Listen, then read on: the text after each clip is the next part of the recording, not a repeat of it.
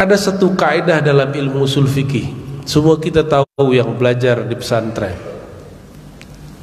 Ma la yutimmul wajib illa bihi fa huwa wajibun. Sesuatu yang tidak mungkin di antara kewajiban itu sempurna kecuali dengan jalan itu atau dengan menggunakannya hal itu, fa huwa wajib, maka hal pelengkap itu jadi wajib. Berangkat ke Mekah sekarang harus punya paspor. Betul tak?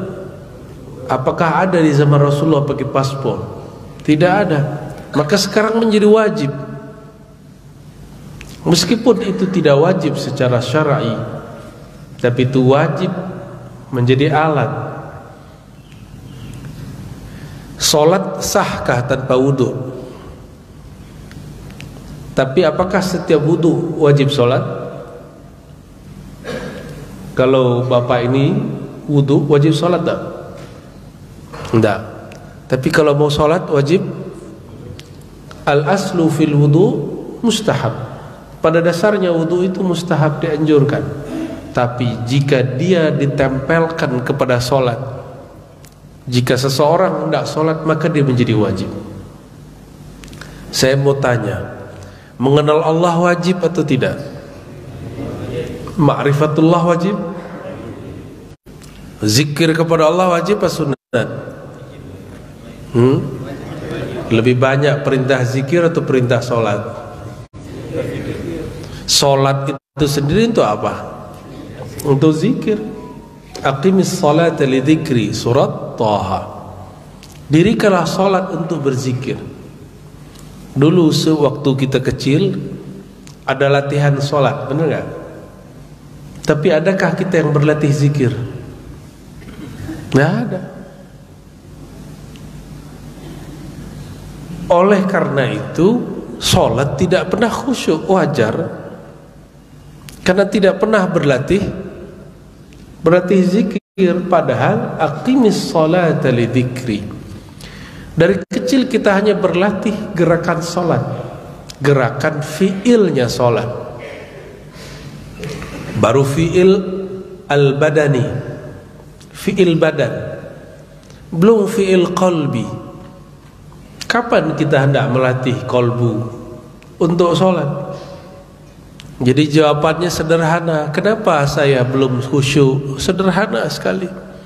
Karena Tuhan belum berzikir dengan kolbu. Allah itu yang dipandang bukan cara rukuknya. Rukuk itu caranya itu di fikih. Sallu kama ra'aitumuni usolli. Zahir ini itu tabi' lil batin. Tubuh kita yang zahir ini, jawarih ini, dia mengikuti yang batin. Apabila yang batinnya khusyuk, maka zahirnya khusyuk. Banyaklah orang terpedaya bahwa solat khusyuk itu mesti pakai baju gamis, pakai baju koko. Cobalah lihat, solat pakai gamis khusyuk tak? Yang ada risih. Kecuali sudah biasa. Alhamdulillah saya sudah biasa, merasa paling soleh ini ya. Beda sendiri. Mungkin ada yang di sini tidak biasa orang guna serban ya. Coba sholat pakai serban, aneh sendiri. Bukan itu yang menyebabkan orang khusyuk. Karena di India agama Sikh pun pakai serban. Agama Sikh itu agama campuran, banyak agama. Mereka pakai serban, tidak ada urusannya dengan zikrullah. Maka untuk mencapai maqasidus shalah, jadi ada namanya ilmu maqasid. Ilmu maqasid ini pertama kali dikemukakan oleh Imam Al-Hakim At-Tirmidzi. Apa kata beliau? Maqasidus shalah itu zikrullah. Dalilnya, ya Musa, wahai Musa, innani anallahu la ilaha illa ana fa'budni wa aqimis salata li dzikri. Wahai Musa, kata Allah, Allah mengenalkan dirinya kepada Nabi Musa. Maka seorang kekasih Allah pasti mengalami ini. Jika belum, ukurlah makom kita di sisinya. Wahai Musa, sesungguhnya akulah Allah. Tiada yang berhak disembah kecuali aku. Fa'budni, maka sembahlah aku. Fa'budni, maka kenallah aku. Fa'budni, imam tabi'in yang berguru kepada Sayyidina Abdullah bin Abbas menerjemah kata fa'budni ay fa'rifni, maka kenalilah aku. Kenapa? Aslul ubudiyah ma'rifatul ma'bud. Asal dari penyembahan, penghambaan, kita mengenal yang disembah. Kalau bapak ibu ini tidak kenal seseorang, tidak hormat kepada dia. Kalau sudah kenal, hormat. Jika telah dekat, jatuh cinta. Bahkan ada yang jatuh cinta walaupun kenal dari jauh. Tapi syaratnya adalah ma'rifah, mengenali siapa yang disembah. Oleh karena itu, mengenal Allah itu wajib. Cuma sayangnya kita baru mengenal Allah yang zahir-zahirnya. Sifat 20 baru yang zahirnya. Belum belajar sifat 20 yang batinnya. Belum khatam ngaji ini, sudah datang yang membid'ahkan. Apa kata dia? Rasulullah tidak pernah mengajarkan ini. Akhirnya apa yang terjadi? Sifat 20 tidak lolos. Zikir thariqat pun belum sampai. Sebenarnya berthariqah itu inisiatornya sahabat-sahabat sendiri radhiyallahu ta'ala anhu. Sayyidina Ali karramallahu wajhah, boleh juga kita sebut Sayyidina Ali alaihi salam, boleh. Sayyidina Ali radhiyallahu anhu, 3 hal ini boleh. Itu bukan Syiah Rafidah, itu Ahlus Sunnah wal Jamaah. Apa kata Sayyidina Ali? Ya Rasulullah, dullani ala aqrabit turuqi ila Allah. Ini dalil mencari thariqah itu wajib. Sunnah salafus saleh, sunnahnya para sahabat. Apa kata Sayyidina Ali? Ya Rasulullah, dullani, tunjukkan kepadaku jalan. Jalan yang mana? Aqrabut turuqi, yang paling dekat kepada Allah, ilallah. Itu Sayyidina Ali itu. Lalu Sayyidina Rasulullah SAW menjawab, ini hadisnya panjang, kita pendek saja. Qala Rasulullah SAW, zikrullah, berzikir kepada Allah Subhanahu wa ta'ala, mengingat Allah Subhanahu wa ta'ala.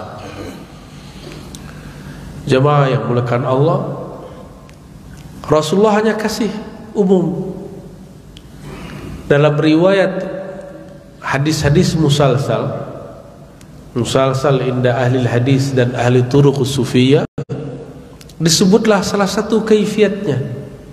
Itu yang disebut talqin. Apa kata Sayyidina Ali? Ya Rasulullah, kalau zikrullah aku sudah tahu, tapi tekniknya bagaimana? Maka dari hadis Imam Hakim ditanya oleh Rasulullah, hal fikum gharib, adakah orang asing? Lalu kata para sahabat, tidak wahai Rasulullah. Maka Rasulullah SAW mentalkinkan mereka baca la ilaha illallah. Nanti minta talkinnya kepada Kiai Baharuddin. Ya, ada mursyid kita di sini, ambil kepada beliau. Dibacalah oleh Rasulullah 3 kali la ilaha illallah, diikuti Sayyidina Ali 3 kali. Itu dalil talqin. Di riwayat Imam Al-Kushashi Al-Qurani, dan imam-imam lain yang menyebutkan dalam hadis musalsal yang bersambung kepada baginda Rasulullah sallallahu alaihi wasallam. Apa kata Rasulullah sallallahu alaihi wasallam? Ghammid ainaik, pejamkan matamu wahai Ali. Pejamkan mata, itu teknik. Wa qul, ya, katakan Allah, Allah. Ada lagi riwayat begitu. Apa kata kawan saya? Qala Syekhul Islam Ibn Taimiyah, zikrullah al-mujarrad bismil mujarrad bid'ah. Menyebut nama Allah, Allah, Allah, Allah, hu, Rahman, Rahman, Rahman, Rahim, Rahim, itu bid'ah. Lah, ada orang berani mengadu kalam Nabi dengan kalam makhluk selain Rasulullah SAW. Sejak kapan kalam Rasulullah ditimbang dengan kalam ulama? Sejak kapan kalam Nabi ditolak karena ada ulama yang menolak? Jika dia tidak faham, dia tolak, bukan berarti kemudian kita ikut dia. Apakah lebih tinggi pangkat Syekhul Islam daripada Rasulullah, Nabiullah? Tidak. Lebih tinggi Rasulullah SAW. Walaupun ada 1000 Syekhul Islam membid'ahkan ini bukanlah bid'ah. Ya, itu zikir ada semua. Dan siapa yang bertanya? Sayyidina Ali. Sayyidina Ali makanya dipanggil oleh Rasulullah dengan sebutan Babul Ilmi. Apa sebutan dia? Babul Ilmi. Ana madinatul ilmi wa aliyun babuha. Akulah kota ilmu. Bayangkan kota Makassar. Di situ ada mall, ada hotel, ada masjid, ada pasar. Pasar apa tadi namanya, Pak? Terong. Pasar Terong. Tapi saya tidak ketemu terong dari tadi, ya. Ada pasar, ada tempat rekreasi, ada toko-toko, macam-macam. Ada resto, betul ya? Ada rumah, ada jalan, ada pantai, ada masjid, semuanya ada. Ada kampus. Coba bayangkan, Rasulullah itu Madinatul Ilm, kota ilmu, tapi pintunya adalah Sayyidina Ali. Ini dalil kuat. Ini bukan dalil Syiah, ini dalil Ahlus Sunnah wal Jamaah, bahwa pintu masuk kepada baginda Rasulullah sallallahu alaihi wasallam itu harus bersanad kepada sahabat Nabi. Dan sahabat Nabi yang paling lama mengajar itu adalah sahabat Nabi yang paling muda dan menjadi khalifah keempat, paling muda. Itulah Sayyidina Ali karramallahu wajhah. Maka ada riwayat dalam riwayat Abu Nuaim,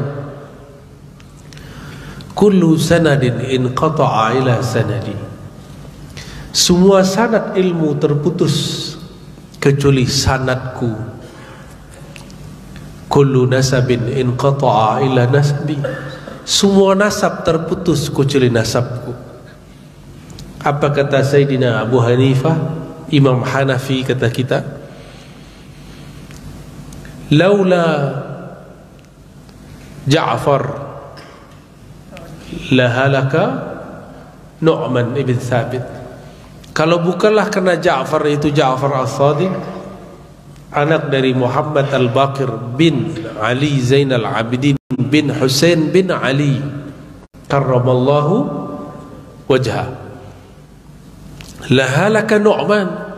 Tentu imam mazhab pertama yang kita masyhurkan sekarang, Imam Abu Hanifah Hanafi, apa kata beliau? Halaka Nu'man. Abu Hanifah yang bernama kecil Nu'man pasti binasa. Apa yang diajarkan Sayyidina Ja'far?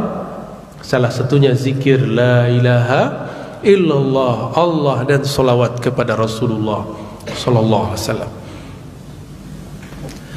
Begitu juga kata Imam Malik, karena berkah diajari oleh Sayyidina Ja'far. Imam Malik Kata beliau, ma bittu lailan illa wa ra'aitu an-nabiyya sallallahu alaihi wasallam. Riwayat Abu Nuaim, tidaklah aku tertidur istirahat malam hari kecuali aku bertemu Rasulullah sallallahu alaihi wasallam. Imam Malik, beliau wafat tahun 179. Tahun berapa wafatnya? 179. Dan perkirakan lahirnya di akhir abad pertama. Karena dulu tidak ada KTP, jadi tidak bisa ditebak kapan lahirnya secara pasti. Tidak bertemu dengan jasad Rasulullah sallallahu alaihi wasallam. Tapi karena terhubung kepada mursyid, rohaniah mursyid ini terhubung kepada gurunya, gurunya terhubung kepada Rasulullah sallallahu alaihi wasallam. Maka sang murid yang bernama Malik bin Anas setiap malam bermimpi bertemu beliau sallallahu alaihi wasallam. Maka saya tidak heran jika ada orang mimpi Rasulullah sallallahu alaihi wasallam setiap malam. Itu mungkin saja. Saya bertemu juga seorang Habib di Kalimantan. Dia punya anaknya mengaku hampir setiap malam bertemu Rasulullah SAW. Saya percaya, tapi percaya ini tidak tambah rukun iman. Percaya wuku' bahwa ini mungkinul wujud, mungkinul wuku', mungkin terjadi ya. Secara ilmu akidah mungkin atau tidak? Mungkin. Kenapa ada orang menolak? Karena tidak lolos ngaji akidah. Apalagi yang sudah jadi kiai, tidak bertemu Rasulullah secara rohani. Fal tuhasib nafsak, hisablah dirimu. Tidak usah repot-repot untuk mengukur orang lain ya. Ada kiai tidak pernah mimpi ketemu Rasulullah sallallahu alaihi wasallam, atau dia pernah sekali-sekali lalu mengingkari orang yang berkali-kali. Apa kata dia? Halu. Tahu halu? Dia tidak lihat, dia tuduh orang lain halu. Itulah halu yang sebenarnya. Sungguh sayang ya. Imam Ghazali di dalam Al-Munqiz minad Dhalal mengatakan, ahlullah jika qalbunya sudah wusul, mereka dapat izin yarawna rabbahum, bertemu Allah ya. Yarawna al-malaikah. Kalau di teks itu kalimatnya yarawna arwahal anbiya wal malaikah, bukan rabbahum. Mereka diizinkan melihat arwah-arwah yang sudah wafat, para nabi, para malaikat. Itu mungkin. Dalilnya adalah sahabat-sahabat Rasulullah sallallahu alaihi wasallam. Sahabat Abdullah bin Abbas 2 kali bertemu Jibril. Apakah Sayyidina Abdullah seorang nabi? Tidak. Maka liqa'u Sayyidina Jibril la yaqtadi nubuwah.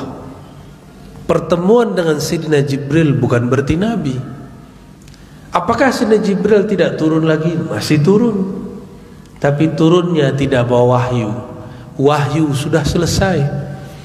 Jadi kalau ada orang Makassar ngaku dapat wahyu dari Sayyidina Jibril, ini orang Makassar dapat prestasi, ada nabi di Makassar ya. Nabi keberapa itu?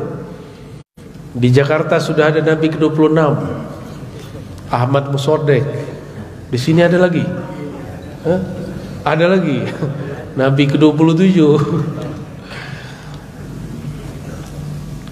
Pengalaman batin tidak membuat seseorang jadi nabi, kecuali Nabi Muhammad SAW dan nabi-nabi sebelum beliau.